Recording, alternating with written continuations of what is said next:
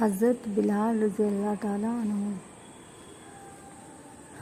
یوں تو مسجد نبوی میں روزانہ 5 وقتہ اذان ہوتی ہی تھی اور لوگ اذان سن کر نماز کے لیے مسجد میں آتے ہی تھے، لیکن آج کی اذان عام اذان سے مختلف تھی۔ جس نے سنا اس کے دل کو تڑپا گئی۔ بوڑھے اور جوان اذان کی آواز سن کر بے اختیار رو رہے تھے اور بچے انہیں حیرت سے تک رہے تھے۔ وہیں روز جیسی تو اذان ہے، بلکہ آج تو مؤذن کی آواز کچھ کمزور بھی ہے۔ آج مسجد کی جانب لوگوں کے قدم عجیب و الہانہ انداز سے اٹھ رہے تھے۔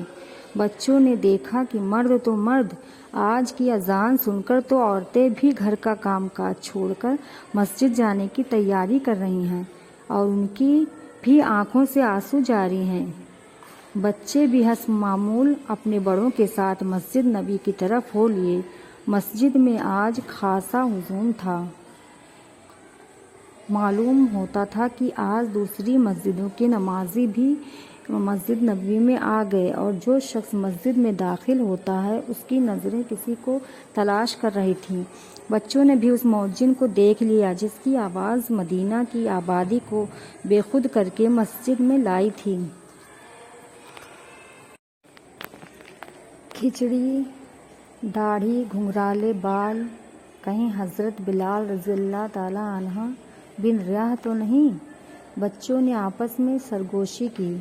جب امیر المومنین حضرت فاروق رضی اللہ تعالیٰ عنہ نے انہیں سیدنا بلال، میرے آقا بلال کہہ کر مخاطب کیا تو بچوں کے گمان کی تصدیق ہو گئی اور اپنے بزرگوں کی طرف ان کی نظریں بھی عقیدت و احترام سے جھک گئیں۔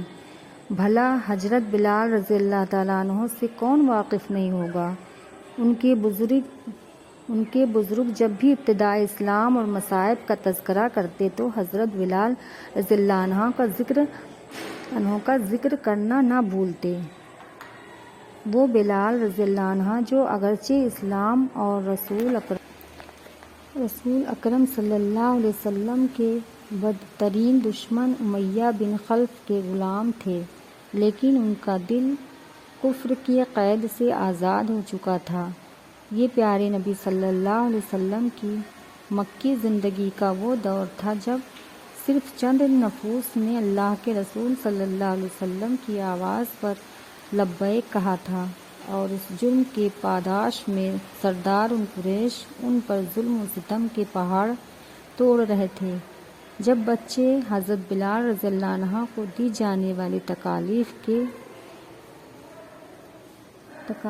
کی روداد سنتے تو ان کے رونگٹے کھڑے ہو جاتے۔ ننھے دل حضرت بلال رضی اللہ عنہ کی ہمدردی میں دھڑکنے لگتے اور معصوم آنکھیں ان دردناک مصائب کو سن کر ڈبڈبا جاتی۔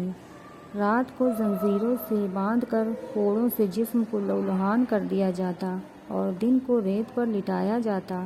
سینے پر بھاری پتھر رکھ کر کہا جاتا، دیکھ اسلام سے باز آ جا ورنہ اسی طرح جلتی ریت پر مر جائے گا۔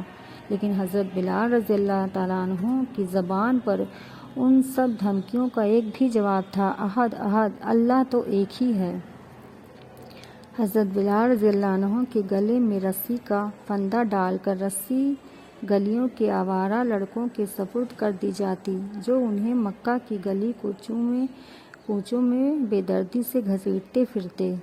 ان تمام تکالیف کے باوجود حضرت بلال رضی اللہ تعالیٰ عنہ اسلام پر قائم رہے، یہاں تک کہ حضرت ابوبکر صدیق رضی اللہ عنہ نے ان کے مالک کو منہ مانگے دام دے کر انہیں آزاد کرا لیا۔